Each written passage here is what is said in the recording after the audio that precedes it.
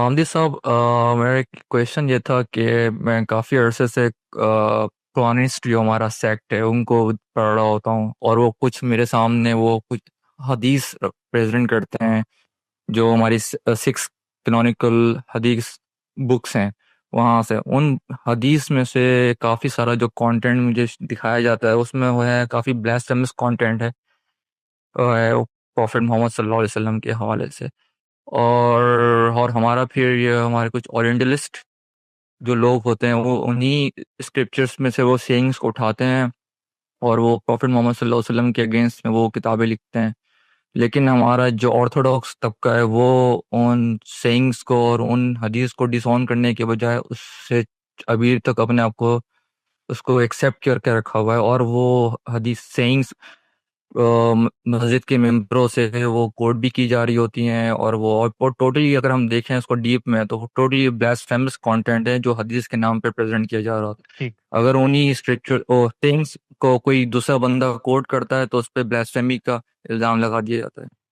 اپنے بارے میں پہلے یہ فیصلہ کرنا چاہیے کہ آپ عام آدمی کی زندگی بسر کر رہے ہیں یا آپ نے کسی علم کو اپنا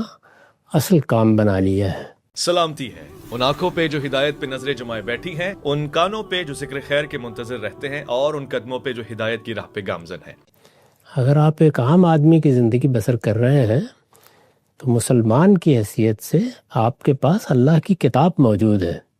اللہ کی کتاب قرآن مجید ہدایت کے معاملے میں کافی ہے۔ آپ اللہ کی کتاب کو پڑھیے، اس کو سمجھیے، اس کی تلاوت کریں، اس کو حفظ جاں بنائیں۔ اب تو اللہ تعالیٰ نے موقع فراہم کر دیا ہے کہ آپ بہت اچھی آواز میں، بہت اچھے لب و لہجے میں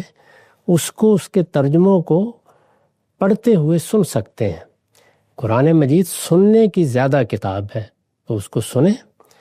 اور مختصر کتاب ہے، 500-600 صفحے میں پایہ تکمیل کو پہنچ جاتی ہے، بار بار اس کو سنتے رہنا چاہیے۔ اس میں کوئی سوال پیدا ہو، کوئی اس طرح کی چیز ہو تو وہ پوچھیے، وہ ہم بھی کوئی خدمت کر سکتے ہیں تو کریں گے، دوسرے اہل علم بھی ہیں۔ اس کے بعد عمل کی چیزیں ہیں، وہ سنت کے طور پر جاری کر دی گئی ہیں۔ نماز ہے، روزہ ہے، حج ہے، عمرہ ہے، قربانی ہے، وہ سنت کے طور پر جاری ہوئی ہیں۔ ان کے لیے کسی حدیث کی کتاب کو پڑھنے کی ضرورت نہیں ہے، وہ مسلمانوں کے اجماع اور تواتر سے جاری ہیں، پہلے دن سے ان پر عمل ہو رہا ہے۔ ان کے لیے آپ کو کہیں جانے کی ضرورت نہیں، قریب کی محلے کی مسجد میں جائیے، آپ جہاں بھی رہتے ہیں آپ نماز سیکھ لیں گے۔ روزے آئیں گے تو بچہ بچہ مسلمانوں کا اس کو منتقل کر دے گا۔ حج و عمرہ کے لیے بس احرام باندھ کے چلے جائیے، لوگوں کے پیچھے لگ جائیے، آپ ٹھیک کر لیں گے، حج بھی کر لیں گے، عمرہ بھی کر لیں گے۔ تو اس سب کچھ کے لیے کسی چیز کی ضرورت نہیں ہے۔ جو دوسری چیزیں ہماری عام زندگی سے متعلق کچھ آداب سکھائے گئے ہیں اور چیزیں ہیں، وہ ویسے ہی اتنے سادہ ہیں کہ ایک نشست کے اندر آدمی ان کو سیکھ لیتا ہے۔ تو سنت پر عمل پیرا ہوں اور قرآن مجید کا مطالعہ کریں۔ یہ جو کچھ حدیث ہے یہ علماء کی چیز ہے، تو آپ اطمینان رکھیے، اس میں ظاہر ہے کہ انسانوں نے یہ واقعات بیان کیے ہیں، روایات بیان کی ہیں، ان سے غلطیاں بھی ہوئی ہیں، تو ان کی تنقیح کا کام اہل علم کر رہے ہیں، اور ہمیشہ ہوتا رہا ہے اور ہمیشہ ہوتا رہے گا۔ تو اس وجہ سے اس میں اپنے آپ کو زیادہ تشویش میں نہیں ڈالنا چاہیے، الا یہ کہ خود آپ نے فیصلہ کر لیا